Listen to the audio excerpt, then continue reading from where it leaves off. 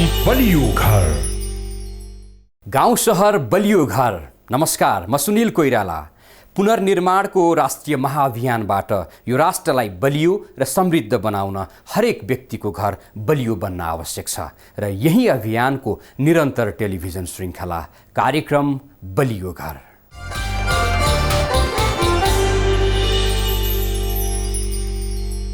दर्शकवृन्द, गोर्खा भूकम्पले ढुङ्गा माटोका मात्र होइन, थुप्रै कङ्क्रिट अर्थात् ढलानवाला घर पनि ढलाइदियो, भत्काइदियो।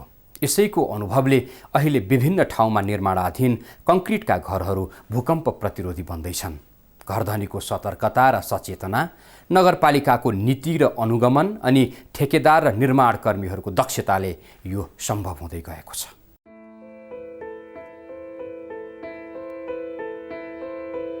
काठमाडौँ जिल्ला तारकेश्वर नगरपालिका गोलढुङ्गाका ईश्वरी प्रसाद अर्याललाई गोर्खा भूकम्पले अहिले पनि झस्काइरहन्छ। पिलरवाला घर भत्किएर परिवारको 2 सन्तान गुमाउनु पर्दाको पीडा र लाखौँको सम्पत्ति सेकेन्ड भरमै ध्वस्त हुँदा लामै समय उनको मन मस्तिष्क थिर हुन सकेन। 9वटा चाहिँ पिलर थियो र कौशीको चाहिँ 3 फुट गहिराको भागमा हामीले कौशीका पिलर बनाएको थियौँ। ती पिलरको चाहिँ कमी कमजोरी पानीको अथवा सिउन्तीको केले कमी कमजोरी भएर एकैबेरी घर गन्द्रम गुन्द्रम लड्दाखेरिमा भएको आमाको गर्भै जस्तो भएर सबै नै नाश हो। उति बेला पिलरको घर बनाएको छु भनेर ढुक्क भएका 76 वर्षीय अर्यालको बल्ल आँखा खुलेको छ कि घर भनेको बलियो बनाउनु पर्दो रहेछ भनेर। दुःखजिलो गरेर दैनिकी गुजारिरहेका उनी नयाँ घर बनाउने योजनासँगै कसरी बलियो बनाउन सकिँदो रहेछ भनेर सोधी खोजी पनि गर्दैछन्। एक त जग बलियो चाहिने छ, टाइबिमै हाल्नुपर्छ सिमेन्टको घर बनाउँदा, अनि टाइबिम हालेर चाहिँ 2 ठाउँ 3 ठाउँ बिमै कस्नु पर्ने छ।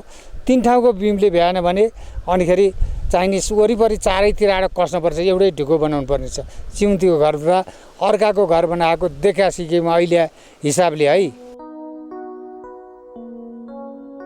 3 तलाको पिलरवाली घर बनाएका रामेश्वर फुयाल, उनलाई पनि क्षणभरमै सडकको बास बनाइदियो गोर्खा भूकम्पले। काखे बालिका च्यापेर करिब 1 वर्ष सडकमै बिताएका उनलाई यो बुढेसकालमा यसै गरी त कति दिन टिकिएला भन्ने भयो र आफ्नै सुरले घर बनाए। पहिला पनि थिएन र अब नक्सा पास अहिले छिटै हुँदैन भनेको थियो।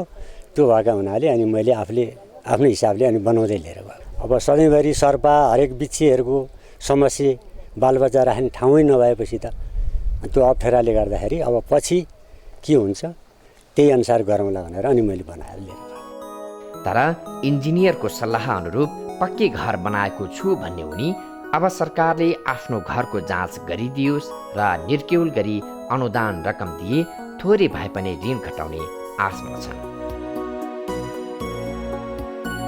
यस्तै यस्तै अनुभव बटुलेका पात्रहरू तारकेश्वर नगरपालिकामा धेरै छन् र अझ धेरै नयाँ संरचना बनाउनेहरू देखिन्छन्। सोही नगरपालिकाको वडा नम्बर 9 मा तनहुँ स्थायी घर भएका श्रीकृष्ण प्रधानले नयाँ घर बनाउँदैछन्।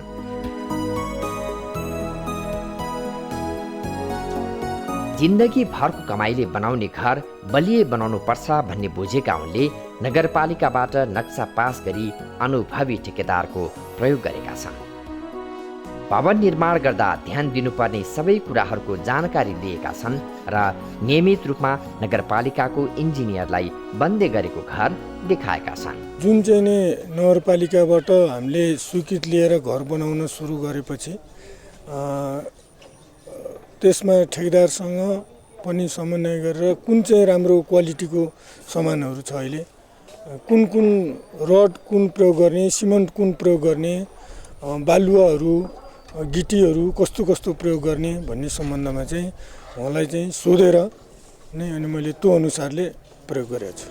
ठेकेदार राजकुमार सिंह, भूकम्पले ढलाएका सयौं कङ्क्रिटका घरको दोष उनी जस्तै ठेकेदारलाई आएपछि उनी अब घर बनाउने मामलामा कसैसँग कमसल सम्झौता गर्दैन।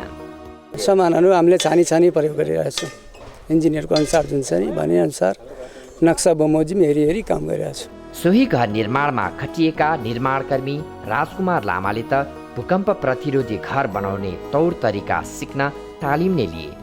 रिङमा अब 1.5 इन्ची 2 इन्ची कभरिङ राखेर त्यसरी काम गर्छ यसमा हैन। अब पिलर पहिले अब 8 फिट 3 इन्च हाल्दैन, अहिले 7 फिट हाल्छौँ।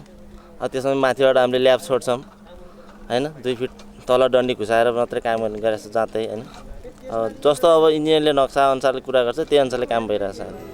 यस क्षेत्रका नागरिक अब इन्जिनियर र ठेकेदारको जिम्मामा मात्र घर निर्माण कार्य छाड्ने सोचमा छैनन्। तसर्थ उनीहरू आफै जानकार हुँदैछन् कि कसरी घर निर्माण गरे त्यो भूकम्प प्रतिरोधी हुन्छ भनेर। पहिला जुन साबीको जग्गाबाट 5 फुट तल खनेर तपाईँको हात्तीपाइले हालेर हात्तीपाइले माथि टाइपिङ गरेर टाइपिङ माथि फेरि गाह्रो लगाएर फेरि अर्को टाइपिङ डबल टाइपिङ गरेर अहिले पिलर उठाएर छोडेको छु। अब सरकारबाट कुनै अनुदान आएपछि अनि अब बनाउने हिसाबमा लागिरहेको छु। यसरी तारकेश्वर नगरपालिकाको निगरानीमा यस क्षेत्रमा अहिले 100औं भूकम्प प्रतिरोधी घरहरू निर्माण भइरहेका छन्। नगरपालिकाको प्राविधिक सहयोग र इन्जिनियरको नियमित निगरानीमा बनेका घरहरू यस क्षेत्रकै नमुना घरको रूपमा देखिन थालेका छन्। यो घरलाई चाहिँ डबल टाइपिङ गरिएको छ। नर्मल्ली प्लिन्थमा यो जुन जग हुन्छ यो घरको जगबाट एउटा बिम गएको छ 9-12 को र त्यसै गरी सर्टेन इन्टरभल लगभग 2 फिट 3 फिट भन्दा माथिबाट अर्को एउटा 9-12 को पिल्लरले चाहिँ बिमले चाहिँ यो दुईटा पिल्लरलाई चाहिँ फ्रेम अप गरेको छ भनेको टाई अप गरेको छ। हाम्रो मेन मोटो के हुन्छ भन्दाखेरि एउटा घरलाई जसरी पनि एउटा ब्लकमा चाहिँ एउटा घर बनाउने हो र त्यो घर ब्लक भइसकेपछि भूकम्प आउँदाखेरि त्यो ब्लक भएर हल्लियोस्, यानि कि त्यो छुट्टिएर नहल्लियोस् भन्ने अवधारणाको रूपमा चाहिँ भूकम्प प्रतिरोधी घरहरू बनेका हुन्छन्।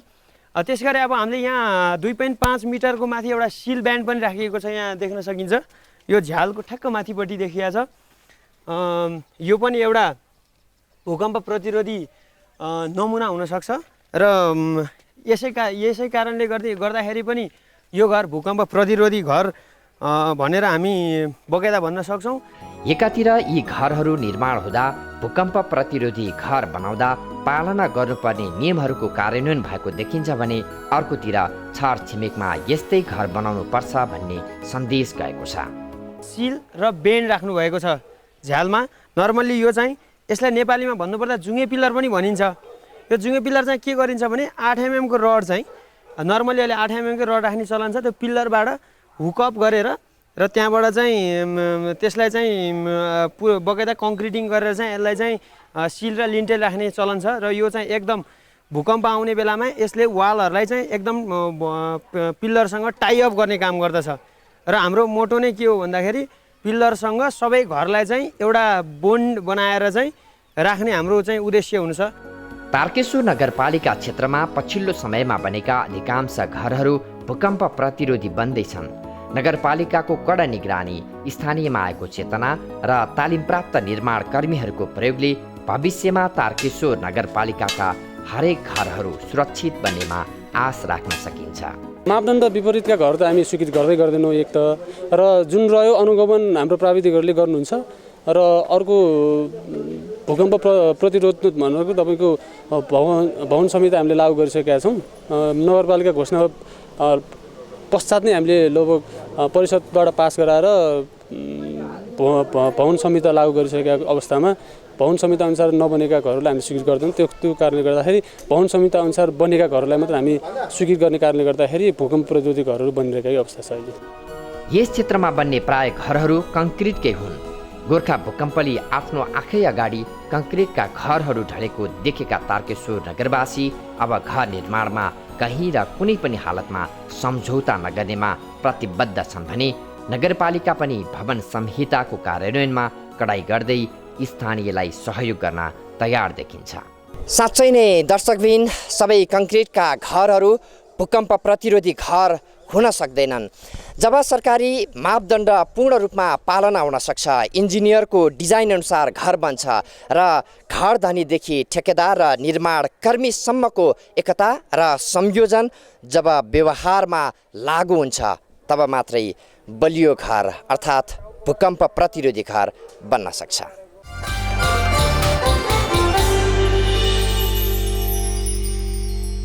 काठमाडौँको तारकेश्वर नगरपालिका पुग्दा हामीले जे देख्यौँ त्यो रिपोर्टमा प्रस्तुत गर्यौँ।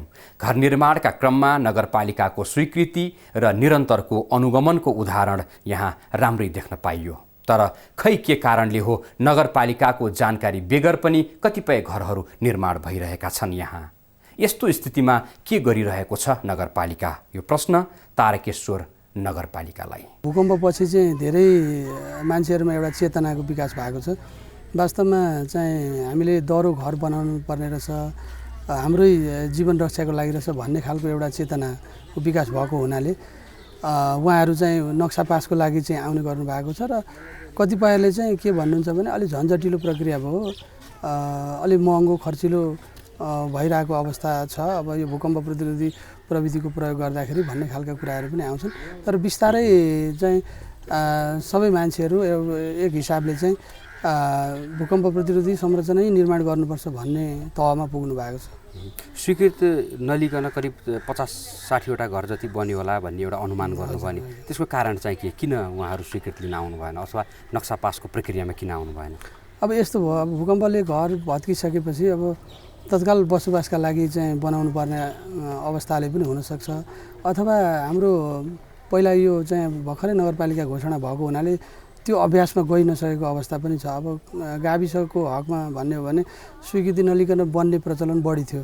नगरपालिका भइसकेपछि नगरपालिकाको नीति नियमलाई चाहिँ फलो गरेर आउनुपर्छ भन्ने खालको कुरामा उहाँहरूको त्यो एक खालको चाहिँ के अरे भनौँ न बुझाइ त्यो नभएर पनि हुनसक्छ। यो स्वीकृति बेगर बनेका घरहरू भूकम्प प्रतिरोधी बने जस्तो लाग्छ? कसरी बनाउनु भयो होला उहाँहरूले? स्वीकृति बेगर बनेको त अब अहिले हामीले यसै भन्न त सक्दैनौँ, हामीले त्यसको लागि अनुगमन गर्नुपर्छ।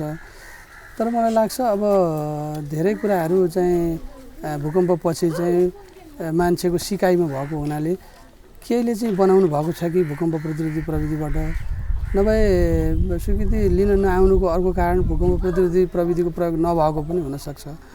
केही होला, धेरै जसो चाहिँ त्यो प्रविधि प्रयोग नभएको हुनसक्छ जस्तो लाग्छ। त्यसको हकमा चाहिँ के हुन्छ अब? स्वीकृति बेगर बनेका अथवा भूकम्प प्रतिरोधी नबनेका घरहरूको हकमा चाहिँ नगरपालिकाले के गर्छ?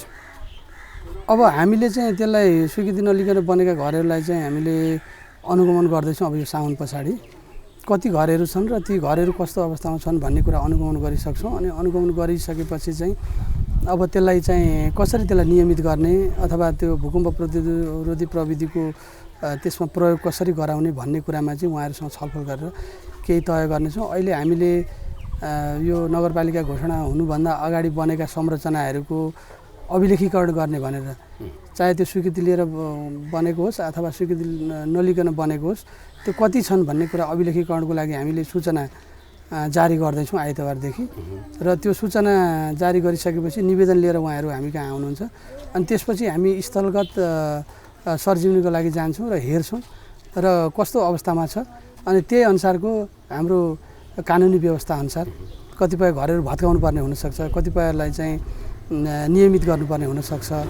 ती सबै कुराहरू विचार गरेर हामी अगाडि कदम चाल्नेछौँ। भनेको उहाँहरूले प्राविधिक सहयोग माग्नुभयो भने प्राविधिक सहयोग दिन्छ नगरपालिकाले? दिन्छ, दिनु पनि पर्छ, हामीले हाम्रो दायित्व पनि हो त्यो। उहाँहरूलाई चाहिँ के भन्नुहुन्छ? हामीले अहिले पनि फिल्डमा गएर हेर्दाखेरि अहिले पनि स्वीकृति बेगर, नक्सा पास बेगर, दक्ष प्राविधिकहरूको अनुगमन बेगर, सल्लाह सुझाव बेगर चाहिँ घरहरू बनिरहेको पाइरहेका छौँ। उहाँहरूको हकमा चाहिँ नगरपालिकाले चाहिँ के सम्बोधन गर्छ, के आह्वान गर्छ अहिले? अब स्वीकृति बेगर बनेका घरहरू चाहिँ अब मापदण्डलाई अनुसरण गरेको छ कि छैन, गएर फिल्डमै गएर हेर्नु पऱ्यो। अब मापदण्डलाई मिचेर बनाइएको छ, कतिपय करेक्सन गर्नै नमिल्ने खालको अवस्था छ भने त भत्काउनु पनि पर्ने हुनसक्छ। हामी प्राविधिक सहयोग आवश्यकता अनुसार दिन्छौँ पनि, मापदण्ड अनुसार बनेको छ भने नियमित पनि गर्छौँ। र मापदण्ड विपरीत जस्तो सार्वजनिक जग्गाहरू, पर्ती जग्गाहरू, त्यसै गरेर सडकहरू मिचेर बनाइएको अवस्थामा चाहिँ त्यो घर भत्काउनु पर्ने, त्यो संरचना भत्काउनु पर्ने हुन्छ। कानुनले तोकिएको व्यवस्था अनुसार उहाँहरूलाई त्यही अनुसारको हामीले कारबाही अगाडि बढाउँछौँ। तारकेश्वर नगरपालिकामा भूकम्पबाट क्षति भएको घरको आँकडा कति घर पुनर्निर्माण गर्दै हुनुहुन्छ अब? अब यहाँ त अधिकांश घरहरू चाहिँ क्षति भएका छन्। यहाँको चाहिँ हाउसहोल्डलाई नै हिसाब गर्ने हो भने 20,000को हाराहारीमा हाउसहोल्ड छ। 20,000 भन्दा बढीको, अब भनौँ न 80% भन्दा बढी घरहरू चाहिँ क्षति भएको अवस्था छ भनेपछि तीबाट हामीले आँकडाको अनुमान गर्न सक्छौँ। अब पुनर्निर्माणमा हामीले व्यापक अभियानै चाल्नुपर्ने अवस्था छ। अब सांस्कृतिक सम्पदाहरू पनि मासिएका छन् कतिपय ठाउँमा, त्यसै गरेर व्यक्तिका घरहरू संरचनाहरू मासिएका छन्। त्यसलाई चाहिँ अब अहिले हामी तथ्याङ्क सङ्कलन भइसकेपछि चाहिँ अनि कसरी अगाडि बढ्नुपर्छ भनेर एउटा नीतिगत रूपमा चाहिँ निर्णय गरेर अगाडि बढ्छौँ। नगरपालिकाको कार्यकारी प्रमुखको नाताले आत्मविश्वास छ, सक्छु यत्रो घरहरू साँच्चै बलियो सुरक्षित बनाउन सकिन्छ हामीले भन्ने अठोट छ, प्रतिबद्धता छ। चुनौतीपूर्ण काम हो, तर पनि हामीले गर्नुपर्छ, गर्न सक्छु भन्ने एउटा चाहिँ आँट छ। चुनौती चाहिँ केमा? चुनौती जस्तो चाहिँ अहिले अब भूकम्प प्रतिरोधी प्रविधिको प्रयोग गरेर बनाउनु पर्ने हुँदाखेरि केही खर्चिलो हुनसक्छ, उहाँहरूलाई कन्भिन्स गर्नलाई चाहिँ हामीले अलिकति समय लाग्न सक्छ। त्यसै गरेर चाहिँ सार्वजनिक सम्पत्तिहरू जुन क्षति भएका छन्, जुन सांस्कृतिक सम्पदाहरू क्षति भएका छन्, त्यसमा चाहिँ अब त्यही खालको कला र सिप प्रयोग गर्ने हामीले चाहिँ त्यो उपलब्धता चाहिँ हुने एउटा चुनौती हुनसक्छ र त्यस्ता कुराहरूलाई हामीले हेरेर अगाडि बढ्नुपर्ने हुन्छ। चुनौतीपूर्ण छ, यद्यपि हामीले गर्नुपर्छ र गर्न सक्छु भन्ने दृढता पनि छ। सबै नगरवासीहरूलाई एउटा चाहिँ अवेरनेस पनि ल्याएर हामीले यस्तो खालको संरचना बनायौँ भने, एउटा नमुना पुनर्निर्माण गऱ्यौँ भने भोलिका दिनमा यो क्षेत्र चाहिँ काठमाडौँ नजिकको क्षेत्र चाहिँ एउटा पर्यटकीय क्षेत्र बन्न सक्छ, पुनर्निर्माणकै हकमा पनि भोलि अध्ययनको क्षेत्र बन्न सक्छ भन्ने हिसाबले हामी अगाडि बढ्ने सोचमा छौँ र मलाई लाग्छ मलाई विश्वास छ यो हामीले गर्न सक्छौँ। यो नक्सा पास गरेर घर बनाउँदाका फाइदाहरू चाहिँ के किन उहाँहरू प्रक्रियामा आउने फाइदाहरू के त्यो बताइदिनु न। अब वास्तवमा फाइदा भन्ने बित्तिकै कुनै पनि एक्टिभिटी गर्दाखेरि राज्यको जानकारीमा हुनुपर्छ। जस्तो कसैले घर निर्माण गर्छ भने उसले घर कहाँ बनाउने भयो, आफ्नो जग्गामा बनाउने हो कि होइन, अनि नियम बमोजिम बनाउने हो कि होइन भन्ने खालका कुराहरू, मापदण्डलाई फलो गर्छ गर्दैन भन्ने कुराहरूका लागि पनि हामीले नक्सा पासको प्रक्रियामा अगाडि बढ्नुपर्छ भन्ने उहाँहरूले मतलब जसले घर बनाउनुहुन्छ उहाँले बुझ्नुपर्ने हुन्छ। त्यसै गरेर अर्को चाहिँ अचल सम्पत्तिको प्रयोग विभिन्न क्षेत्रमा हुन्छ। जस्तो भनौँ कुनै लोन लिएर काम गर्नुपऱ्यो, ऋण लिएर काम गर्नुपऱ्यो, अथवा कुनै अरू कुराहरू त्यो सम्पत्तिलाई देखाएर गर्नुपऱ्यो भने पनि अहिले चाहिँ नक्सा स्वीकृति भएको छ कि छैन, अनि निर्माण सम्पन्नता लिएको छ कि छैन भन्ने प्रमाणहरू खोजिन्छ। जस्तो कारोबार गर्दा पनि अब किनबेच गर्दा पनि त्यो खालको चाहिँ प्रमाणहरू खोजिन्छ, घर भाडामा लगाउनु पऱ्यो भने पनि त्यो खालको प्रमाण खोजिन्छ भन्ने बित्तिकै सबै कुरामा चाहिँ त्यो नक्सा पास गर्नुपर्ने अवस्था, नक्सा स्वीकृत गर्नुपर्ने अवस्था भएको हुनाले उहाँहरूले नक्सा स्वीकृति गरेर मात्रै निर्माण कार्य गर्नुपर्छ भन्ने उहाँहरूले पनि बुझ्नुपर्छ, हामीले पनि बुझाउँदै जानुपर्छ। तारकेश्वर नगरपालिकामा अब बन्ने घरहरू भूकम्प प्रतिरोधी बन्ने छन् भन्ने अब करिब यो कुराकानीको निष्कर्षमा चाहिँ ठोस आधारहरू बताइदिनु न। अब विकल्पै छैन, त्यो आधारै त्यही हो भन्छु म।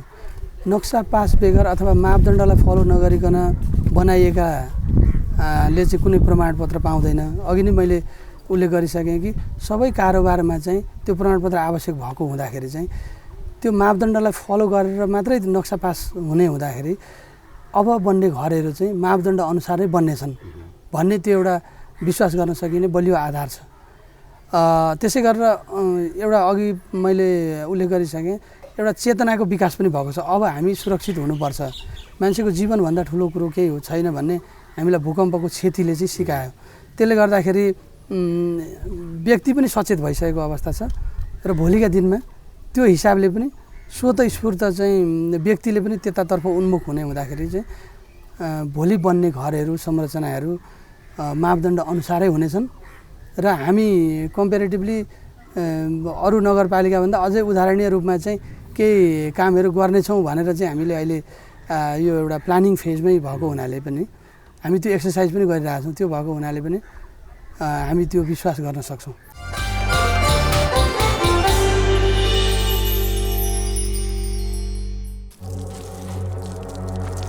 होइन 3 कोठाको घर बनाउने भनेको त 4 कोठाको घर बन्छ कि के हो?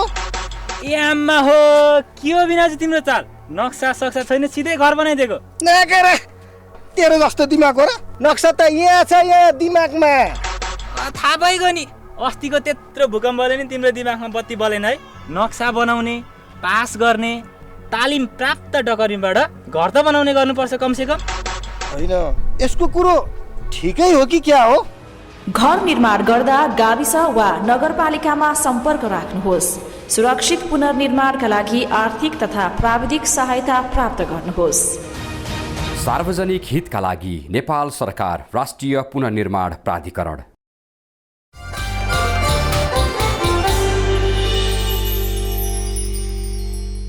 विश्रामपछि स्वागत छ। यो हो कार्यक्रम बलियो घर र आज हामी गोर्खा भूकम्पपछि बनिरहेका ढलानवाला अर्थात् कङ्क्रिटका घरहरूको निर्माण क्रम र विधि खोजिरहेका छौँ। यस क्रममा हामी काठमाडौँको तारकेश्वर नगरपालिका पुग्यौँ। त्यहाँका स्थानीयमा भूकम्प प्रतिरोधी घर कसरी निर्माण गर्ने भन्ने विषयमा राम्रै ज्ञान भएको हामीले पायौँ। उनीहरूको त्यही बुझाइ आजको जनआवाजमा प्रस्तुत गर्दैछौँ।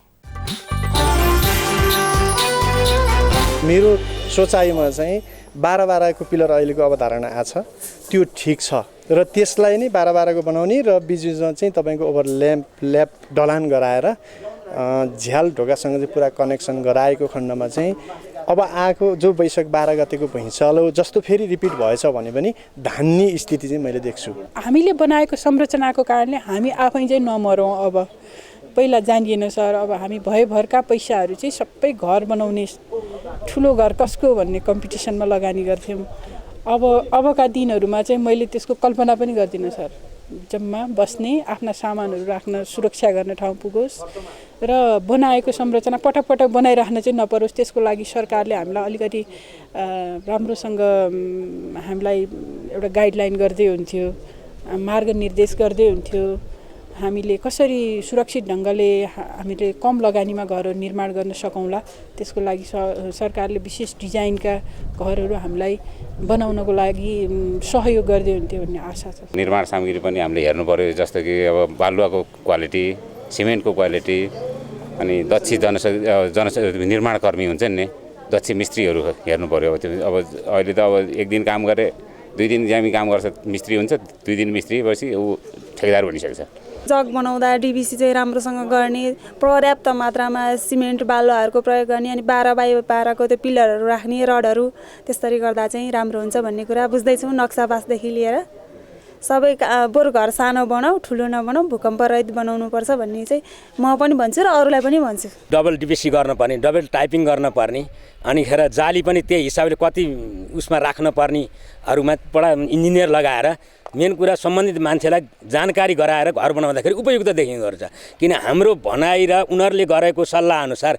गर्दाखेरि अब अहिलेको घरलाई चाहिँ बलियो हुन्छ कि भन्ने हामीलाई एकदम आशा छ। हाम्रो त योजना भनेको त हामीले मान्ने भनेको त सरकारी नीति, सरकारले जे नीति बनाएर पठाउँछ आफ्नो आर्थिक हैसियत अनुसार त्यस्तो घर बनाउनु नै उपयुक्त हुन्छ।